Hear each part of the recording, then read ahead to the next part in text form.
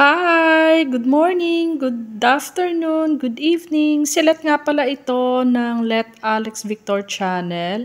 So, sa videong ito, makikita nyo na nagtatanggal ng trapal si Vic. Kasi ang mangyari, nung may naglinis ng AC namin, nalaglagan nila ng gamit nila yung tent namin or yung trapal namin. So, ang mangyari, nabutas.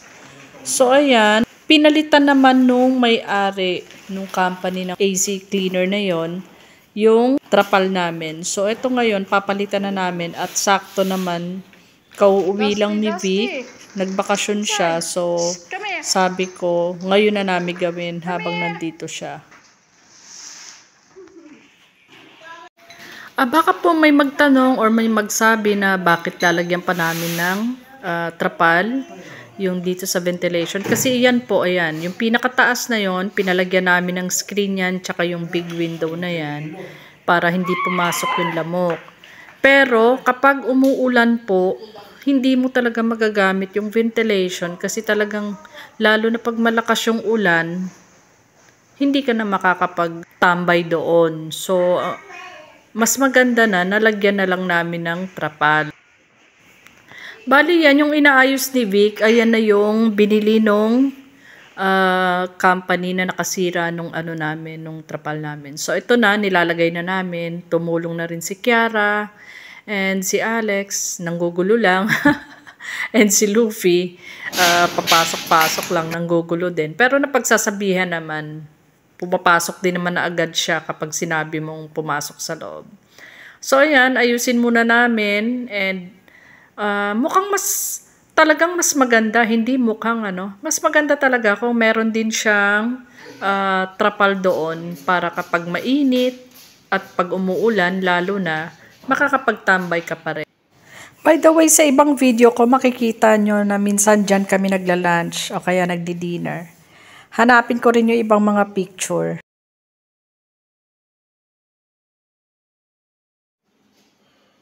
Ayan, nagpahinga muna si Vic kasi syempre, nagkakaedad na, ayan, hinihingal na.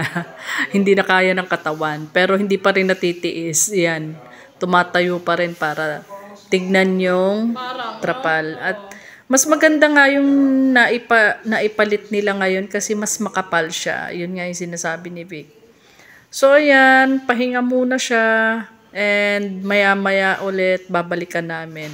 Medyo mahirap na kasing iangat taas yung parang pinaka-brace, tent brace ba tawag dyan ng, ng trapal. Kasi syempre, nababasa ng medyo may kalawang na siya, kaya medyo mahigpit na siyang itaas baba. Pero po pwede pa rin naman, hanggang ngayon, nagagamit pa rin namin. Ayan na, sumunod na naman si Luffy. Pero pag sinabi mong labas, lalabas din naman yan. Ayan, di ba? Tapos walisin natin ito kalawang na, itong mga tinanggalawang kalawang. Ba't yan? I'm perspiring, Alex. So, I'm perspiring. Stop touching. Kasi dirty. Talagang pagbuhat ka ng... Did you wash your hands? Me? No. I didn't wash my hands too. And then you're gonna put it in your mouth. Mamaya ka naman ulit. Party ka na kayo po. Ha? Party ka na kayo po. Mamaya ka na. Hindi kasi naapakan. Itong gilid lang. Kaya maano kasi iyo. Inside na! Ay, naman eh.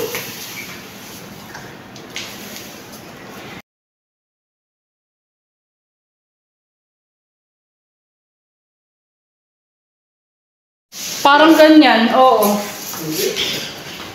Sa pangalawa yata tayo. Kasi yung tubig niya, mag-i-splash. It's dusty. Mag-i-splash yan sa ano. Uy, akit yun po. Kaya napakihap ng masyan. What, one more? One more height? Too short, no? Wait, is there another height? That's the first height pa lang eh. First? Yeah. I put it to the side of the like a door. Ito rin yung first ah. Oh.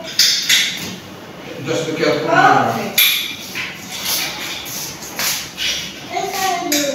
with your, no, with your finger. I'll use your screwdriver. Tap my finger. Oh. Mamaya makakita na kayo. Ayan, malapit na kami matapos. Kung mapapansin nyo, walang masyadong decorations. Ano lang, chairs lang and table. Ayaw kasi ni Vic, nalagyan ko ng decoration. Kahit mga halaman, ayaw niya. Gusto niya ganyan lang. Pag may halaman daw kasi, baka simulan ng bahaya ng insekto. Lamok, hindi naman po pwede kasi nga may screen na yung windows tsaka ceiling. Pero ayaw niya talaga, gusto niya ganyan lang. And then, naglalagay lang ako ng light sa gitna. Tapos, isasaksak ko lang.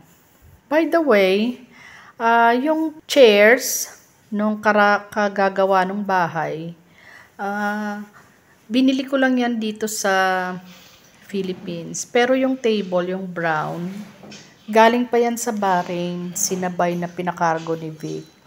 O diba, sayang, nagagamit pa namin ngayon. Lalo na dyan lang naman gagamitin sa ventilation. Na arawan, nauulanan, so okay lang.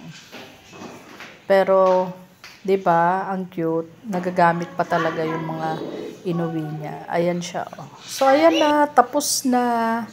Maganda na uli yung ventilation. Masarap ng magtambay. Minsan dyan ako, lalo na nung nagyoyosi pa ako dati at nagkakape, dyan ako palagi. Kasi hindi po pwede sa loob ng bahay. So, ngayon, ayan na, maayos na. Try nga natin na nakasarado yung sliding doors kung maganda pa rin. Basta, yan lang ang gusto ni Vic. Minimalist lang, walang masyadong kalat. And talagang maayos din talaga tignan, maganda rin talaga tignan pag walang masyadong decoration, hindi siya clutter. So, yan, kinukuwalan ko lang.